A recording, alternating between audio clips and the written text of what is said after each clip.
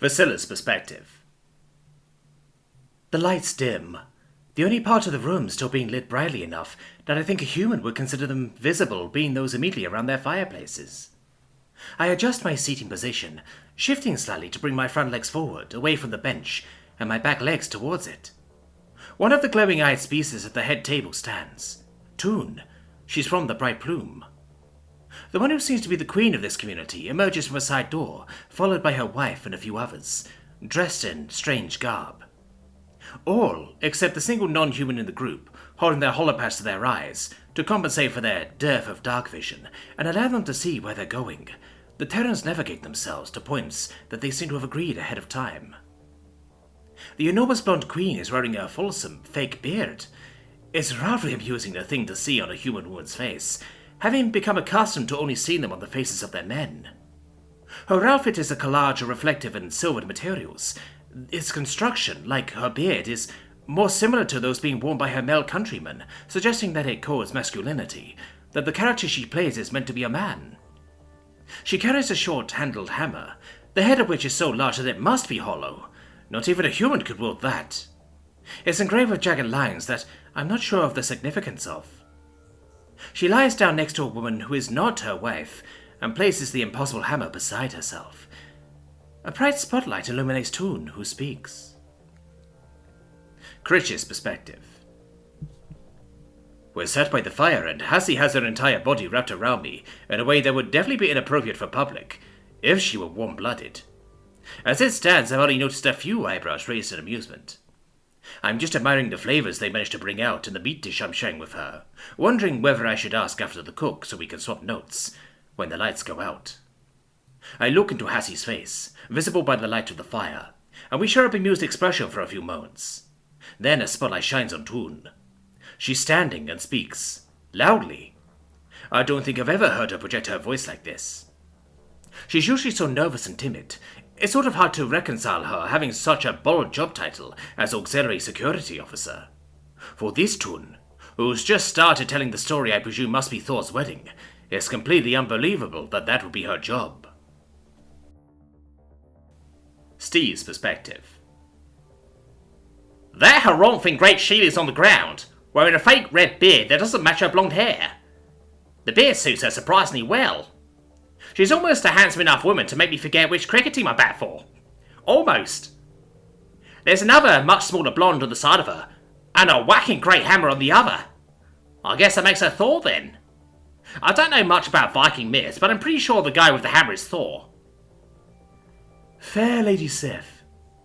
But there was a wickedness afoot, for while Paul slept, someone crept beside him and took the hammer, Mjolnir, says the shady with 4 arms, in the spotlight at the head table. Yep, lady in the beard's definitely meant to be Thor.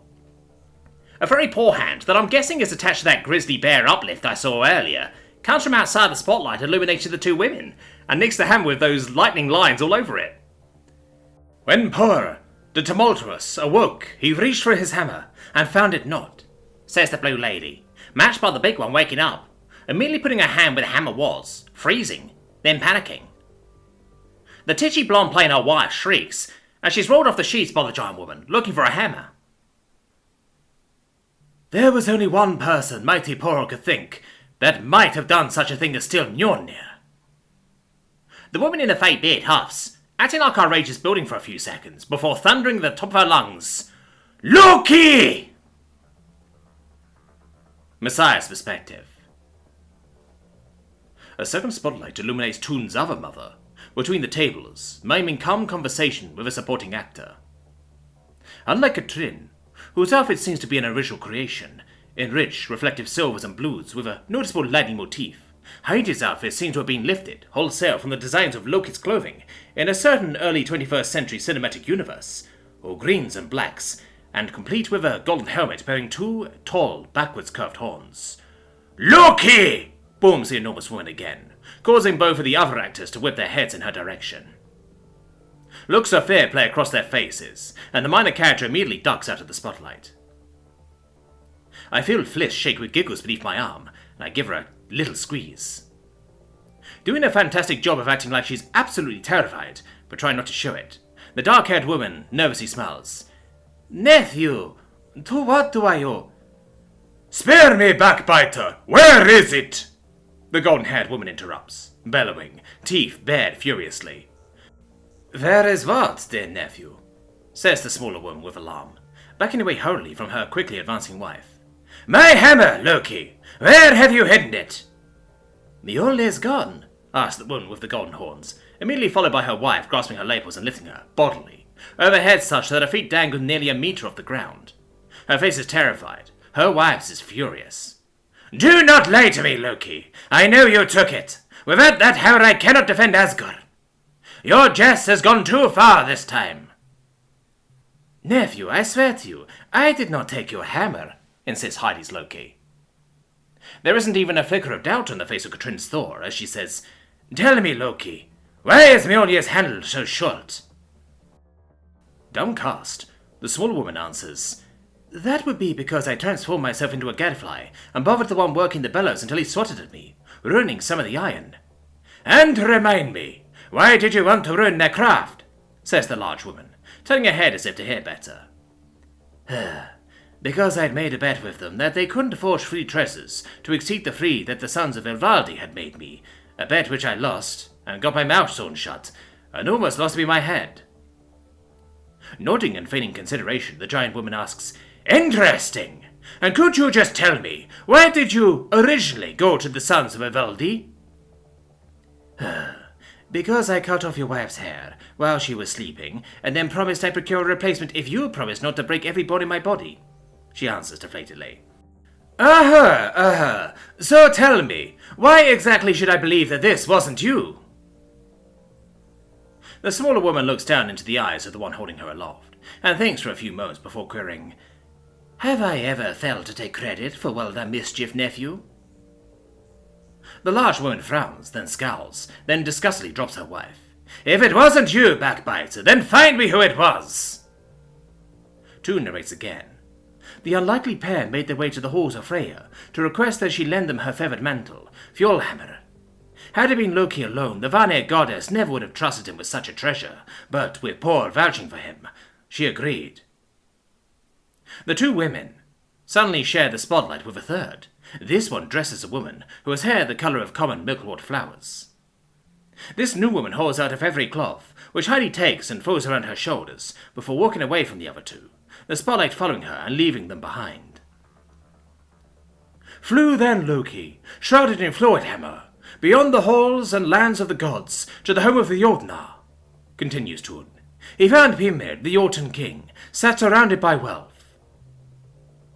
The light encompasses an Auto Sapiens, clad in grey clothes and black armour, with a black crown atop his head. He is definitely my type, or would be if I weren't a happily engaged man. The man, who I think must be one of the few people in the room who is larger than her wife, looks down at the gold-horned woman and leers. Greetings, Loki, Lafri's son. How goes it with the gods? How goes it with the elves? Why have you come alone into Jotunheimer? Brunhilde's perspective. I knew this story before tonight.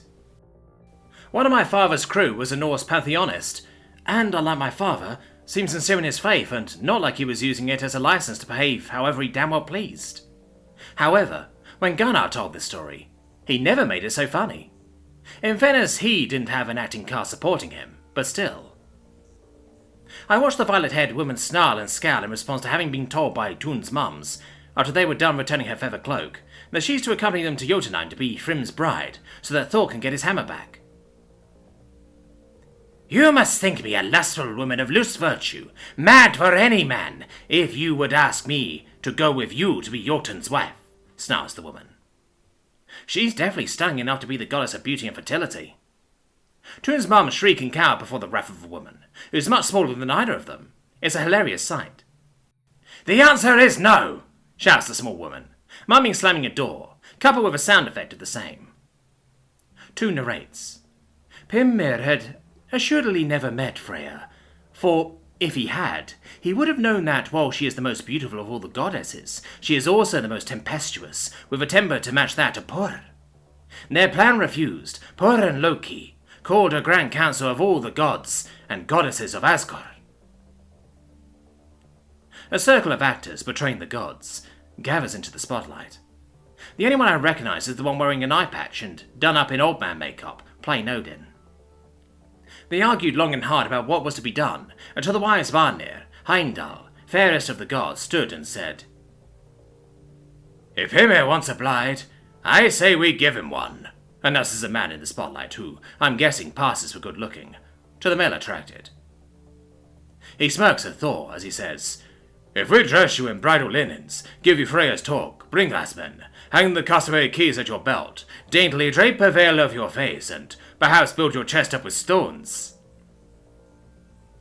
The woman with the red beard looks as if she's just watched someone murder a puppy as she says, "I shall be called womanly by all the gods, if I let myself be draped in a bridal veil," with disgust. There's a chuckle that goes around the room as this woman playing a man so horrified at the notion of playing a woman. Her wife slaps her face and says, "Silence yourself, Bror. If you do not recover your hammer, the Jötunn shall presently overrun Asgard. If that is not what you wish, then this is the plan," sternly. The enormous woman frowns for a few moments, before answering with a simple nod. The smaller woman nods as well, and then smirks. "With my shape-shifting, I shall transform into your maidservant, and we too shall go to Jotunheimer." Gunnar explained to me that there is an untranslatable joke in that line. Loki uses the same gender-neutral word for two, as Thor did about himself and Freya, as one would for a man and a woman, not the masculine for two men, not the feminine for two women. The joke is the implied question. Which of them is he saying is the woman? Himself, the gender-fluid transforming trickster, who has actually been a mother before? Or Thor, the most masculine god there is, currently wearing a dress? Shi Da Yuan's perspective. "The giant Norse martial artist, who's older than even me if the UTM CQC that shines through in her bearing is anything to go by, is wrapped up in clothing that I infer to be a bridal gown in this culture. A torque is put around her neck, and keys are hung at her hip. Her face is covered with a veil which has obviously been designed to leave just a sliver of red beard visible at the bottom. It is extremely amusing to see how well she pretends to have nothing but distaste for these trappings. As a person who's been certain, since his early teens, that he would never be attracted to anyone of any gender, the fastidious care that the others take over their gender constructions has always been a source of great amusement to me. As they walk, the enormous one turns to talk to the one I'm having trouble not thinking of as the small one, given how she's the same height as I am, just because of how much she is put into false perspective by being beside her wife. "If you can shapeshift, why are you not the one playing Freya?" she asks, a frown in her voice, but her face not visible through her veil. Wavers the average-sized woman, with her feminine features and dress being newly restored to visibility, to represent her having shapeshifted into a maidservant. "Oh, look, we're here, and they see us. Too late now," she says innocently, pointing at the black-armored bear. Zero combat experience, eliciting a laugh from the entire hall. "Stand, my Jötunn. They sent me Freya, Njord's daughter as wife," he says gleefully. A small crowd of bit players stand around the towering bearman. Todi Tum continues her narration, making excellent use of the breathing techniques I taught her recently. "The Jötunn threw a great feast that night, in honor of the marriage of their king to the goddess Freya." The woman disappears behind a screen, and her shadow is projected on the wall, large enough for the entire hall to easily see. "They brought forth 3 tons of mead," announces my Todi, as her mother picks up something that makes a barrel-shaped shadow and brings it to her mouth, making exaggerated gargling sounds, a process she repeats 2 more times. "They brought forth 8 salmon." The silhouetted woman picks up a fish-shaped shadow and brings it to her mouth, making exaggerated eating noises, a process she repeats 7 more times. "They brought forth many womanly dainties," more mind-eating of indistinct shapes. "And they brought forth a whole roasted ox." For this I am certain the shadow is made entirely in the light, and there is no physical ox present, as the shadow, far bigger than the woman, disappears into her mouth. "Sif's man ate them all." The bear man turns to the mother of my student, who has remained visible, and uncertainly says, I've never seen a bride eat quite as much as this, nor drink this much." "The wily handmaiden just smiled," says my Todi. Her mother, not doing the voice of a man pretending to be a woman, rather simply speaking in her normal feminine voice, smiles. The Lady Freya has eaten nothing these past 8 nights, so eager was she to come to Jötunn to be your wife, my lord. Excited by this, the Jötunn king desires to kiss the bride, Jötunn narrates, mashed by the insatiable bear, grinning stupidly and disappearing behind the screen, his shadow joining the elderly soldiers. Bearing down, he lifts the veil and shrieks, turning to flee. Her eyes! They were red, like fire! I thought they would burn me! Says the Usid, plain of being out of breath. The wily handmaiden just smiled. The Lady Freya has not slept these past 8 nights, so eager was she to come to Jötunheim to be your wife, my lord. The unseen man gives another foolish smile. My Jötunn narrates. Then came the king's sister, who had the job of asking what bridal gift was desired. A human woman appears. I suppose there wasn't enough Ursus to play the sister. The king booms. Bring in the hammer pure, and lay it across the maiden's knee, that Thor may bless our union. Nakasyoga's perspective. Toon's doing really well with the narration. I really wished Amy and Lou were here to see this. I'll have to describe it to them next call. It will be a breathtaking, once-in-a-lifetime experience to share with them. Maybe I could suggest an extended vacation and a holiday to Nova Ferrascandia when I get back. In 2 years. Primir's sister went to do as he bade and fetched the hammer. Narrates Jötunn. The small woman goes and comes back with the hammer we saw earlier. She goes behind that screen and puts it on the knees of Jötunn's mum's shadow. The woman starts laughing, the slow-building laugh of a maniac. She picks up the hammer and re-emerges from the shadows. She rips off the veil and runs at the bear man. Still laughing, she bashes him in the chest so hard that it's audible even from here, and without any amplification. He goes down, followed by the leading lady, miming strikes in all of the big players of his court. Thus were Thor and his hammer reunited. A raucous cheer is raised, with the various Norsemen and women pounding the tables, rather than clapping their hands. I follow their lead. To Qual's perspective. It's been a while since the play ended and the talk resumed. I watched from the perch, which apparently used to belong to pet ravens, behind Mrs. Porodottir's throne, as Mrs. Arendottir has an animated conversation with Jenny. So, you didn't object to having your epitaph that clashed with your religion? Asked the small, curly-haired woman. The dark-haired one answers, No, not at all. It's barely caused any problems since. Occasionally someone will get confused, that's all. Well, that's good then. It'd be terrible to have an epithet you hate, like Jötunn. I don't hate Elf, Jötunn objects. I'm just ambivalent about it. It doesn't really feel like my name, you know.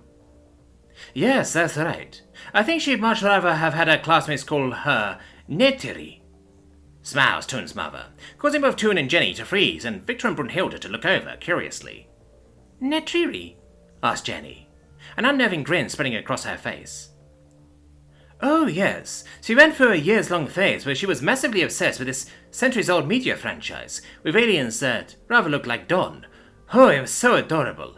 Any time anyone annoyed her in that phrase, they were, scarsing.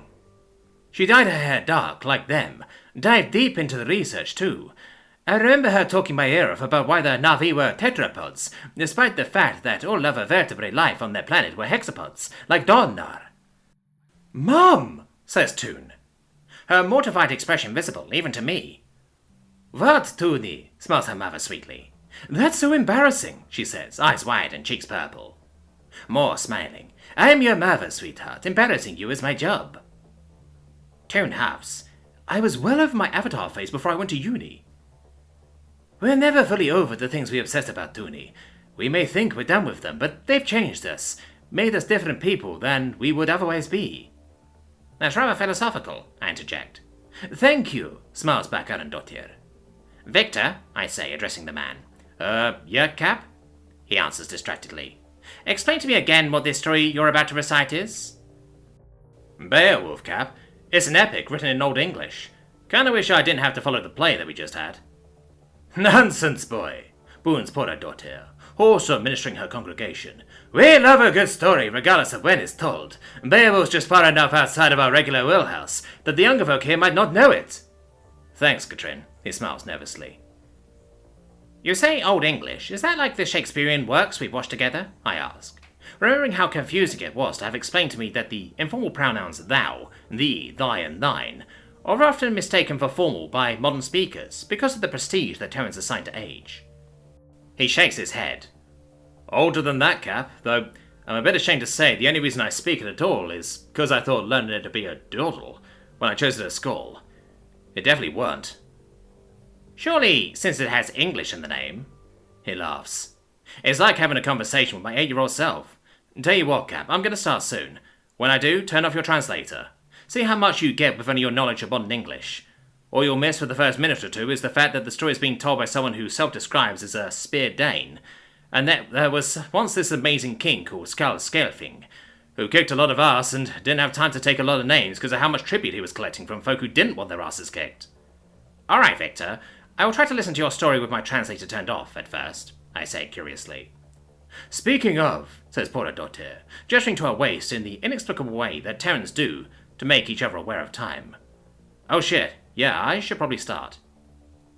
He stands, and unlike Jötunn, who narrated from her spot at the table, he makes his way to the open performance space. The eyes dim, rather than extinguishing as the spotlight falls upon him. I turn off my translator. He raises his hand and cries, "Wait!" Alright, that didn't sound like any English I've ever heard, but it was pretty clear. Hark, listen, shut up. I have a story to tell.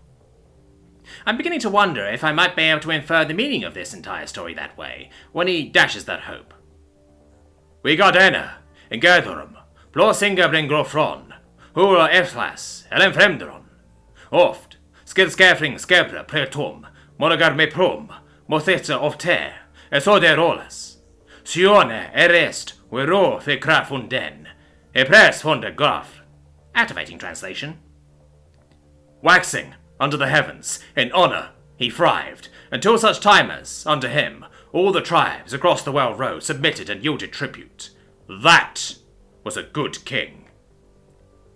That language had no business being called English. Later. The feast has wound down, and the congregation have departed, including the Bright Plumers, aside from myself and the Triple M's, who have been invited to stay. Victor's story seemed to go down well. It seems that his worry about following a better story was unfounded. Quark is already roosting with our child.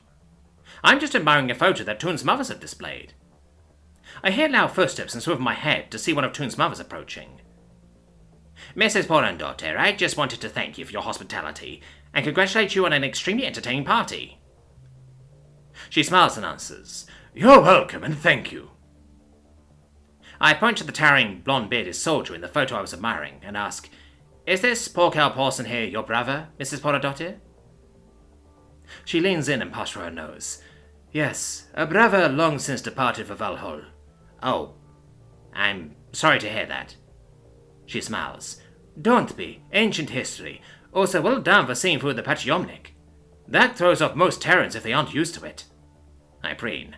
Well, Mrs. McLeod has explained to me recently that she used to be called Nicleod, but most people who don't speak Gaelic are much more familiar with the masculine Mac than the feminine Nick, so she changed it after university. I was rather primed to notice them. She shrugs. Still impressive. Truth be told, the first thing I noticed was how closely you and your brother resemble each other. Only afterward did I notice the name. If you weren't the opposite sex from each other, I'd say you were the same person. She laughs. All right. You should probably go to bed now. We've got another busy day tomorrow.